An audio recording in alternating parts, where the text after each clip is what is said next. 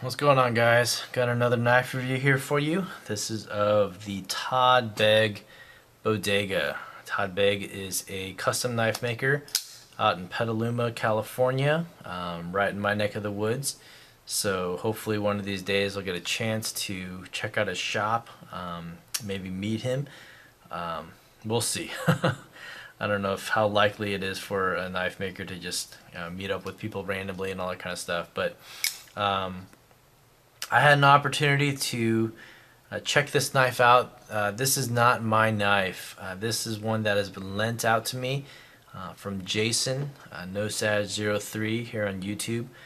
Just an awesome guy. He contacted me before he even got the bodega and was asking me if I'd wanted to check out this knife, do a review on it. So of course I jumped at the opportunity. So yeah, check out his channel. He's got some really great knives. He recently just got a VCP and another VCP, and then Dustin Turpin Logic. Just two really cool titanium frame locks. So check out his channel. But anyway, I'm going to be doing kind of a two-part review of this bodega. This video is going to just be focused purely on the bodega measurements, kind of like I've been talking about in all my other knife reviews and overviews. On the other video, I'm going to talk about the price point on this knife and whether or not it's worth it as a mid-tech versus customs or versus production knives, high-end productions, and all that kind of stuff. Alright, so anyway, before I get off on any tangents, what you got here is a 3 3/4 inch blade of Bowler N690 steel. Pretty good steel. The only other knife that I ever had in N690 was a Combative Edge M1, and I'd heard a lot of good things about the steel. It takes a really keen edge apparently. I'm not sure about wear resistance and durability or toughness, but I know that it's an extremely stainless steel, a high corrosion resistance on N690. So not necessarily the most sought after steel, not a super steel by any means.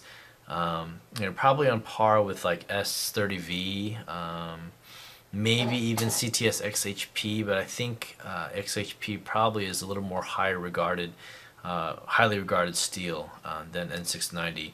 So I don't know if that would necessarily be a knock on this knife, but at its price point, at $850 baseline, for G10 or micarta options, that's a pretty hefty price. But again, I'll talk about that in the other video. You do have the option of these different inlays. So green canvas micarta, you got G10, whether it be orange or black, or I think they even have toxic green. For about $100 more, you can get carbon fiber, and then for $200 more, you can get lightning strike carbon fiber. And then recently, I saw one bodega go for it had a silver twill, either G10 or carbon fiber, and that was just a beautiful contrast on this knife with the sandblasted titanium. Like I said before, this is a mid-tech knife, and I'm not going to necessarily go into what that means, but essentially, this is not a full handmade knife like like the Burnley or the Shoop or Stephen Kelly or this Kirby Lambert. This is CNC machined, something that is programmed into a machine, and then all these things are milled out by this one machine. And but what you get from that, that's common for a lot of these other blades and stuff like that. But what's really special about this blade is that it's not just a titanium frame lock. You got the front scale here, which is titanium with the inlay here. On this side, when you look at a titanium frame lock, you've got, this is all one piece of titanium, and so it's cut out here, whether by a laser or by a not a saw, or some kind of bandsaw or something. So it's cut into the frame, and then you kind of mill out some of this titanium so that you can put some spring tension onto this lock. You get a really quick size comparison right there against the Sebenza. Not that much longer, 3 3/4 inch blade versus a 3.625 inch blade. So you're talking about 125 difference, in terms of blade length, overall length, 8 3/4 here. But what was I saying? On this knife you have actually two pieces. So this right here is one piece right here of titanium, and then on the bottom in the description, video description, I'm gonna have the link to the work in progress site from Bladeforums. It's just amazing. If you look at the pictures of everything that Todd Begg had to do, you really see how much went into this knife in terms of design and all that kind of stuff. The second piece right here is this frame lock, or the frame, I guess you'd say the locking piece. So you see this line that's cut out right here. Okay, so this part right here is two pieces. So you have a piece like this and then a piece like this. Okay, and then this is a really bad representation, but it comes together and it just mates together perfectly. Okay, so this locking side comes underneath this front scale, not front scale, just this handle part right here, and there's a little step pattern underneath on the frame lock, and so that touches against, I don't know if you guys understand the like the Kershaw tilt, where it's not terraced, but essentially the lock extends, it's longer, so it extends into this frame, and so it can't be, it serves as a overextension bar, if you will. So just a really cool feature, on the Bodega. It features the this titanium pocket clip, this textured cracked ice titanium clip that's also CNC machined. It's got the standoff pattern for this pocket clip, so it's not, it's a straight pocket clip. And that's been something that I've seen on a number of knives now. Seems like it's becoming a little bit more popular, that kind of design, versus clip that is bent in multiple places. So whatever floats your boat. This one will have a kink up here to sit in your, so you can slide the pocket in. The Bodega's got a it sits flat like this, and then you've got a ball bearing that's been pressed into this titanium clip. So that's also a pretty cool feature. Definitely looks nice in the pocket. Even though it shines and shimmers like this, it actually doesn't, it's not overly like gaudy in the pocket or anything like that. So it sits great in the pocket, folds up extremely compact and all that kind of stuff, right? The way that this knife works, again, so you got two pieces, and this mechanism or locking mechanism is what Todd Begg calls the bolt-on interframe lock. And what it is that this titanium backspacer basically serves as the heart of the knife. And what I mean by that is that everything kind of hinges from this. You get these 5 screws on the front scale, 5 screws on the back, 2 scales here. So everything is secured to this titanium backspacer. If this backspacer is off in any way, not straight or warped or whatever, the rest of the knife is going to follow suit, and it'll be off-centered, or it's going to be tight or something. So this has to be all perfect. All the holes have to be milled out perfectly, and it is. On the Bodega, it is. It's just amazing how precise everything is fit into this knife. I mean, I didn't take anything down. I didn't strip this knife down to check anything out. Tough Thumbs actually did a not a review, but he did a teardown of a Bodega that he borrowed as well. Not this one, but it was kind of cool just to be able to see all the inner workings. But that link that you'll see on the description, video description, you'll be able to see all the inner workings of everything. So, 10 T9 Torx screws that are holding all this together.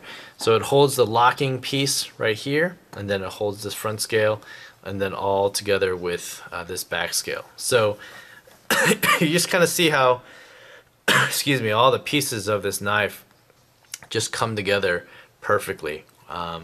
Again, everything is CNC machined, 3D machined, so everything is rounded out here. You have this nice sandblasted pattern.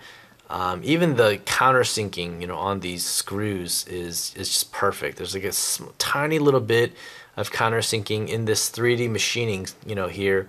So you get this little polished ring around each one of these things. Just a beautiful, beautiful pattern.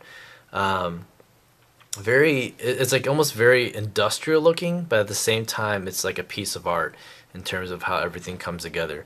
You've got these nice fullers, these contrasting fullers on the blade, so kind of like a blood groove.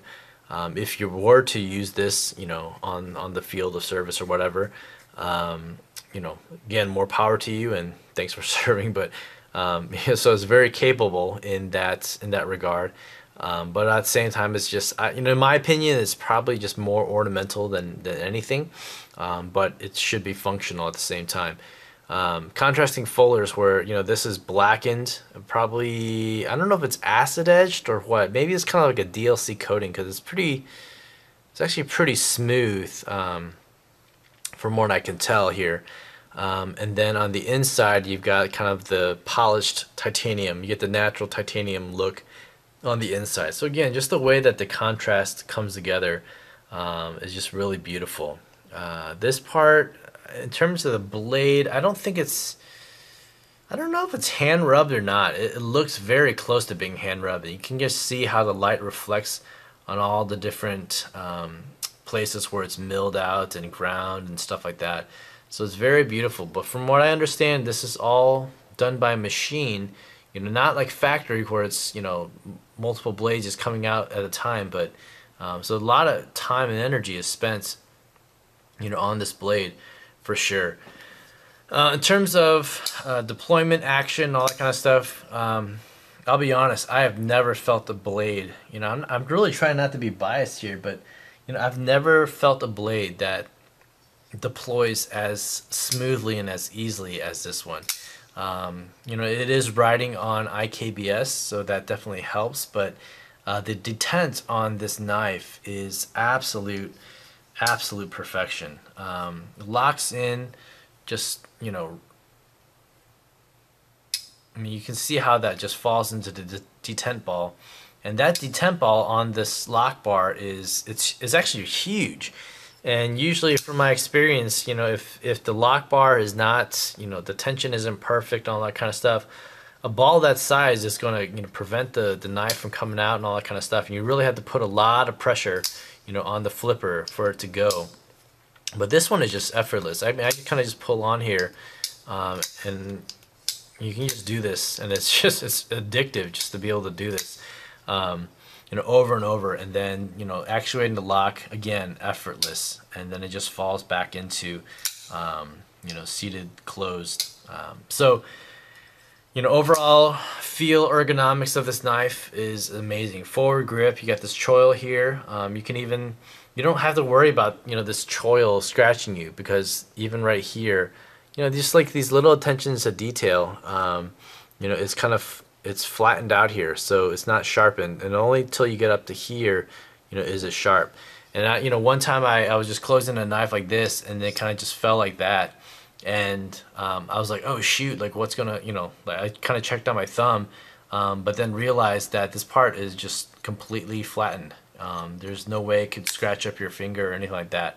So just another nice feature, whereas the hinder, if you're not too careful or something, if somehow it comes down, this part right here could catch you, and that's all sharpened, on the hinder.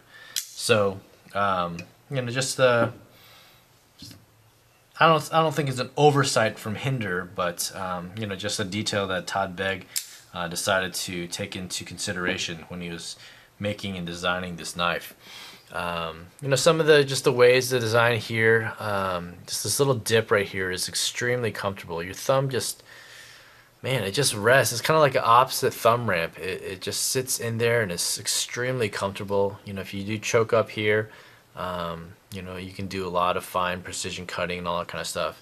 And reverse grip, again, this is such a comfortable knife. This jimping on this backspacer is perfect. It's extremely aggressive, not to the point where it's cutting into you, but it just digs into your thumb both ways, so it's not going anywhere. So, you know, it's just very thick jimping. You know, it's like polished on the outside at the peaks, and then inside you've got this sandblasting as well. So, you know, a lot of attention to detail that Todd Begg put into this knife. Overall, I think this knife is a phenomenal knife. And, you know, Jason, again, I'm just so thankful that I had this opportunity to check this knife. At its price point, again, I'm going to be talking about it in the other video. I'll say right now, I think it's worth it. It's totally worth it. At $850 for the baseline model with micarta, I mean, this green canvas micarta looks extremely sharp, you know, on this sandblasted titanium. Even G10 and stuff like that, all the different versions that I've seen, you know, whether it be Justin's, Laffer JC, or, you know, carbon fiber, things I've seen on the forums, you know, they're all extremely sharp looking, and you know, I think it's worth the money. But again, I'll talk about that more in detail on the other review down the road. All right, so this one's going to be going back to Jason in a couple of days, so I just wanted to get this review out there before it's gone. And so, you know, this just overall, this is a, man, what a definition of perfection in a, let's just say, knife in general, whether it's, you know, you consider it a mid-tech or a custom or production. This is just an amazing feat in engineering from Todd Begg. So maybe down the road, if I get a chance, I think I would pick this one up. You know, I really like, you know, the different features. You know, ergonomics, I forgot to mention, you know, this kind of like a banana hot dog kind of knife. My CQC8 was the one that I used to consider my banana knife. But this one, you know, the rounded grip and all that kind of stuff, it's so incredibly comfortable in the hand, you know. And then with this blade, something I really like about this, you know, is, you know, a lot of custom makers and knives, you know, recently, you know, have all been featuring, you know, something like, you know, this recurved Tanto blade, or, you know, right here also is a recurved, somewhat Tanto blade. And so it's somewhat of a relief to, you know, have a knife of this quality and caliber, you know, with this just full sweeping belly, you know, on the blade. Kind of reminds me a little bit of the whale shark, maybe not as high of a profile. So, you know, this is a knife that could get just a lot of work done for sure. Not that these ones couldn't, but just a normal blade shape and all that kind of stuff. So, a very ornamental knife, a very capable knife as an EDC for sure. So, whether it's worth it, obviously that's going to be in the eye of the beholder. But in my opinion, I think it definitely is. So, anyway, guys, thanks for watching.